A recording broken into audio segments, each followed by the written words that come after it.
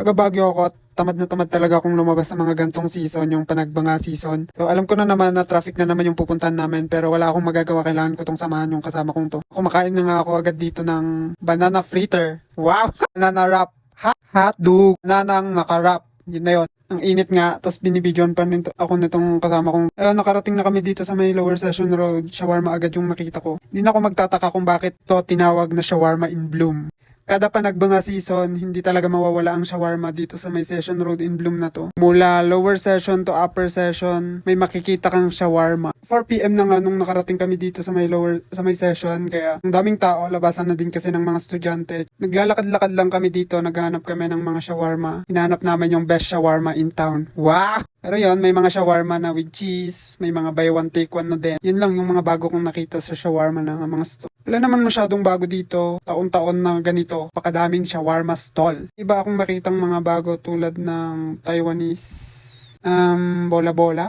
Pero yon yung Taiwanese pao. Kalimutan ko, pero yun yung pinipilahan na isa dito, tsaka yung avocado shake.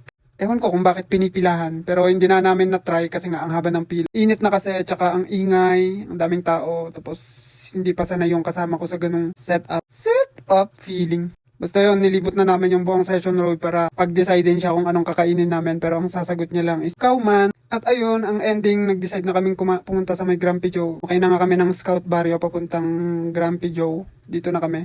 Matagal-tagal na rin nung huli kaming pumunta rito. Ang unang kain ko dito, grabe yung pila dito. Pinipilahan talaga to. Wala pa yung branch na to. Yung branch pa nila sa may Gibraltar. Yeah, malapit doon. Pero worth it yung pila. Hindi ka na magtataka bakit siya pinipilahan kasi madami yung serving, sarap yung pagkain, sarap yung drinks and all. It's worth your money and worth your time na pumila doon. Naantok ako dito, ewan ko kung ba't ako laging inaantok pag nasa labas. Pag nasa bahay na, hindi na makatulog. Ayan ang buhay yan. In-order ko nga pala dito is ice caramel macchiato tsaka pork ribs. Sa kanya naman, caramel macchiato na hot tsaka pasta, spicy seafood pesto. Pork ribs ko may side siyang potato salad. Ang ina-expect ko nga dito, vegetable salad sana. Kaya lang, hindi na ako tinanong ng waiter kung anong gusto ko. Pero ang totoong gusto ko, ikaw lang.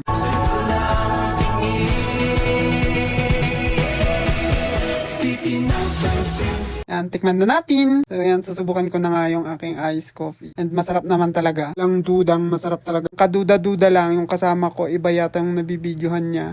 Ikaw nga ba si Mr. Right?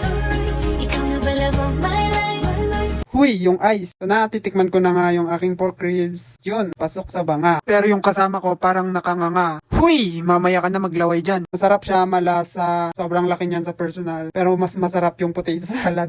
Pero hindi naman ako magpapatalo dyan. Mas masarap ako sa mga yan. Huy, di ka magiging utog today. Napa-order nga rin kami ng pizza. Pwede pala yung half-half na flavor ng pizza dito. Ngayon lang namin alam actually. Order namin 5 cheese tsaka Grumpy Joe na flavor ng pizza. Tikman ko na nga dito yung 5 cheese.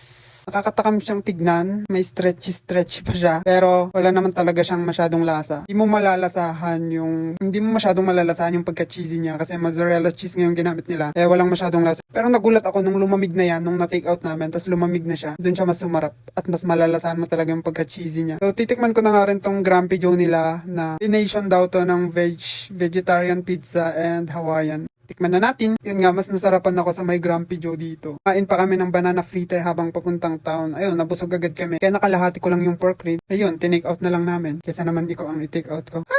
Ayan, hindi ko na maubos-ubos yung iced coffee ko dito kasi nga busog na ako at that time. Kaya kung naghanap ka ng kakainan dito sa Baguio, Grumpy Joe. O, diba? San ka pa? Hindi naman siguro halatang busog na busog ako dito kasi tignan nyo na, parang lutang lang. I hope you enjoy watching.